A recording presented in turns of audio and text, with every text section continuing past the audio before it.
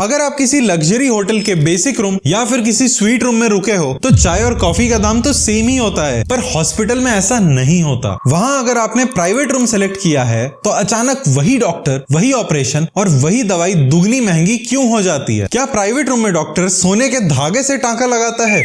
आओ देखते हैं। इस लूट का सबसे बड़ा टूल है रूम रेंट लिंकिंग। ये एक हिडन स्कैम है जो कि इंश्योरेंस पॉलिसी लेने वाले को भी नहीं पता होता है। रूल ये है, अगर आपने जनरल वार्ड के बदले प्राइवेट रूम लिया है तो सिर्फ कमरे का किराया नहीं बढ़ता, आपकी डॉक्टर की फीस, ऑपरेशन थिएटर का चार्ज और नर्सिंग चार्ज भी ऑटोमेटिकली डबल हो जाता है। एक सर्जन वही ऑपरेशन जनरल वार्ड के पेशेंट के लिए 20,000 में करता है, लेकिन प्राइवेट रूम वाले से वही डॉक्टर उसी काम के 50,000 चार्ज करता है। भला क्यों? क्योंकि हॉस्पिटल का लॉजिक है, अगर एक बंदा महंगी रूम अफोर्ड कर सकता है तो उसकी जेबें डीप है, जितना पैसा हो सके उसकी जेब से निकाल लो। दूसरा एंगल है द कंज्यूमेबल मार्जिन। हॉस्पिटल की असली कमाई इलाज से नहीं, फार्मेसी से होती है। बाहर जो इंजेक्शन 50 रुपए का मिलता है, हॉस्पिटल उस पर अपनी इंटरनल एमआरपी स्टिक करके 500 रुपए वही इंजेक्शन के लेता है। ग्लव्स, सिरिंज और मास्क जैसे नॉन मेडिकल आइटम्स पर प्रॉफिट मार्जिन 2000% तक होता है। सरकार दवाई के प्राइसेस कंट्रोल कर सकती है, पर कंज्यूमेबल्स पे कोई कैप नहीं है। इसीलिए बिल में हमेशा देखना,